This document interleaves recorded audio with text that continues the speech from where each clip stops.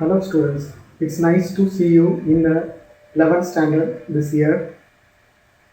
Actually, our physics subject is not as much as easy as you learned in 10th standard. It's little bit tough, but if you are interested, this is the easiest subject in your 11th and 12th standard.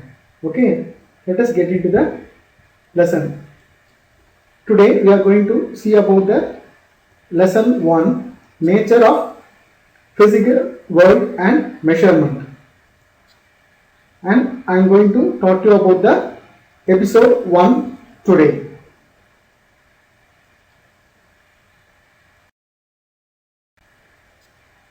See, the lesson starts with the word science. What do you mean by science? Science is the word, it helps to knowing the truth. The human mind is always curious to know and understand different phenomena like the bright celestial objects in nature, cyclic changes in the seasons, occurrence of rainbow, etc. Science is the systematic organization of knowledge gained through observation, experimentation, and logical reasoning. And there are some methods in science. Let us see the methods. The scientific method. The scientific method is a step-by-step approach in studying natural phenomena and establishing laws which governs these phenomena. Let us see what are the types. General features of this scientific method is systematic observation. We have to observe the scientific experiments and laws and all the theories systematically. Then controlled the experimentation is very important.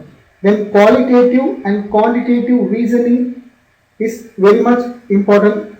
You can experience this qualitative and quantitative in the practical examinations. Then mathematical modeling. See, physics is a subject with 60% science and 40% maths. Prediction and verification or falsification of theories is very important in physics. Now let's see an introduction about physics. The name physics was introduced by Aristotle in the year 350 BC, that means before Christ. The word physics is derived from the Greek word physis, meaning nature. Yeah, physics is purely a nature-based subject.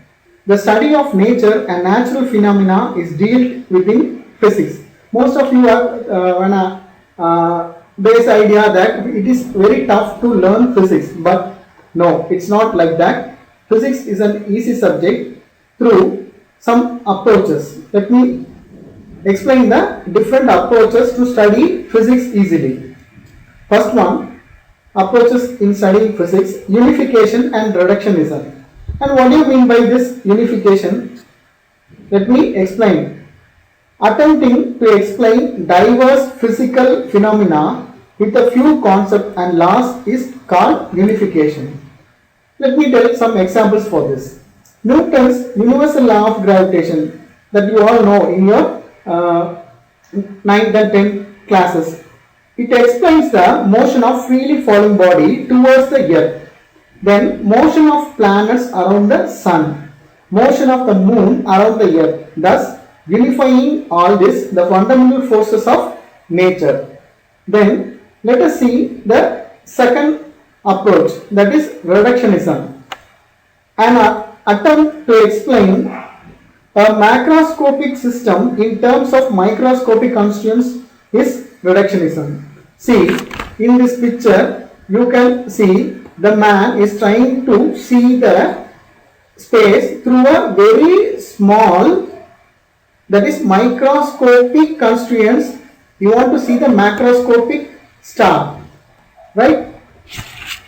Let me tell some of the examples.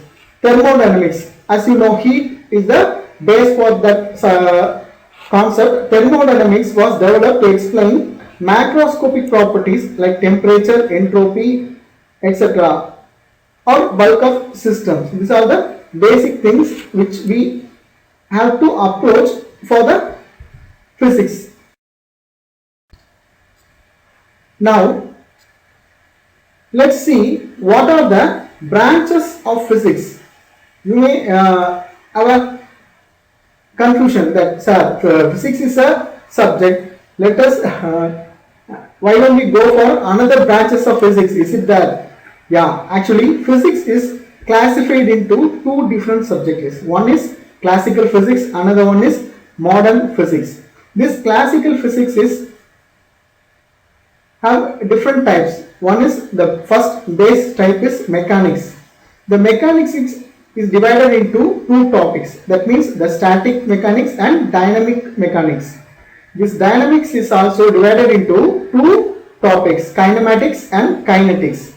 Actually, we are going to have a kinematic in our second lesson. Okay, and the next main branch in the classical physics is thermodynamics and kinetic theory of gases. This thermodynamics means deals with heat. Then optics, second major part. Optics, as you know, you all studied optics in your 10th standard. Then electricity and magnetism. You are very familiar in these subjects, I know. Then acoustics, that also you know you studied in 10th standard. Then astrophysics, it's a very interesting physics.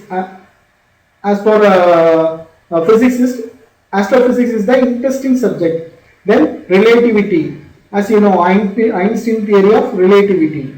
Now let's move to the modern physics. Modern physics, it has been branched as quantum physics. Quantum physics is separated into two topics, non-relativistic and relativistic. Then atomic physics, a vast physics. Then nuclear physics, molecular physics, high energy physics and condensed matter physics. These are all the branches of physics, but we are going to handle all this physics in our 11th and 12th standards. Okay. Now let's see the scope and excitement in physics. Discoveries in physics are of two types: accidental discoveries and well analyzed research outcome in the laboratory based on inductive thinking and prediction. For example, magnetism was accidentally observed, but the reason for this strange behavior of magnets was later analyzed theoretically by the scientists. With this knowledge of magnets, artificial magnets were prepared in the laboratories nowadays. Physics has a huge scope as it covers a tremendous range of magnitude of various physical quantities. That means the length, the mass, time, energy and etc. It deals with the system of very large magnitude as in astronomical phenomena as well as those with very large magnitude involving electrons and protons. This also you know about the electrons and protons. This scope and the excitement of physics tells us about the range of time scales, because very later only our world scientists came to know about the usage of time. Now the range of time scales from astronomical scales of microscopic scales are 10 to the power 18 seconds to 10 to the power minus 22 seconds. I know you all know if you want to calculate the time, you have to put after the 10, you have to put 18 zeros to calculate the seconds. Okay. Then range of masses. That's also very important. For heavenly bodies to electron, 10 to the power 55 kg mass of known observable universe to 10 to the power minus 31 kg mass of an electron. The actual mass of an electron is 9.11 into 10 to the power minus 31 kg. Then for example, the uses of robotics is the scope from physics. Then journey to moon is nowadays very much casual. Okay, and the nearby planets with control from the ground, which we also send a Mangalyaan to Mars. technological advances in health sciences that even now people are saved from the corona disease. That's also because of the technological advances in health sciences. Then the most interesting part in the design is the designing of useful devices based on the physical laws. Even I am using a computer and internet system to contact you or to deliver my lessons to you. It's also based on the physical equipments. In today's world of technological advancement, the building block of all engineering and technical education is physics, which is explained with the help of mathematical tools.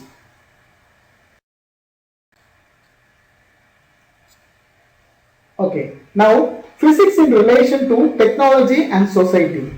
Technology is the application of the principles of physics for practical purposes. The application of knowledge for practical purposes in various fields to invent and produce useful products or to solve problems is known as technology. As you know, now we cannot live without a single technological equipment. Okay, every day we need current, every day we need communication system, every day we need a lot of electric energy. That's all based on the physical technological upliftment. Now let's see some basic laws of electricity and magnetism led to the discovery of wireless communication technology for effective communication over large distances. Now we can contact a person in America or England or anywhere in the universe. The launching of satellite into space has revolutionized the concept of communication. Microelectronics, lasers, computers, superconductivity, and nuclear energy have comprehensively changed the thinking and lifestyle of humans. Physics, being a fundamental science, has played a vital role in the development of all the other sciences. Even let me give some examples in the field of chemistry first. Physics in relation to chemistry. In physics, we study the structure of atom, radioactivity, X-ray diffraction, etc. Such studies have enabled researchers in chemistry to arrange elements in the periodic table on the basis of their atomic numbers. Then, physics in relation to biology. Biological studies are impossible without a microscope designed using physics principles. The invention of the electron microscope has made it possible to see even the structure of a cell. The X-ray and neutron diffraction techniques have helped us to understand the structure of nucleic acid. X-rays are nowadays used for diagnostic purposes. Radioisotopes are used in radiotherapy to cure the cancer and some other diseases. Next one is physics in relation with mathematics. As I told you earlier, physics is 60% science and 40% maths based subject. Physics is a quantitative science. It is most closely related to mathematics as a tool for its development. The fourth one is physics in relation to astronomy. Without physics, there is no astronomy. Astronomical telescopes are used to study the motion of planets and other heavenly bodies in the sky. Radio telescopes have enabled the astronomers to observe distant points of the universe. Studies of the universe are done using physical principles. Then physics in relation to geology. As you know, geology, okay, in Tamil we used to say manniyal. That's a study of a soil. A diffraction technique helps to study the crystal structure of various rocks. Radioactivity is used to estimate the age of rocks, fossils, and the age of the earth. Then, physics in relation to oceanography. Oceanographers seek to understand the physical and chemical processes of the oceans. They measure parameters such as temperature, salinity, current, speed, gas fluxes, and chemical components using this physical technology. Then the last one, physics in relation to psychology. As you know, all the psychologists use nowadays the physical techniques. That means all psychological interactions can be derived from a physical process. The movement of neurotransmitters are governed by the physical properties of diffusion and molecular motion. The functioning of our brain is related to our underlying dualism. Okay.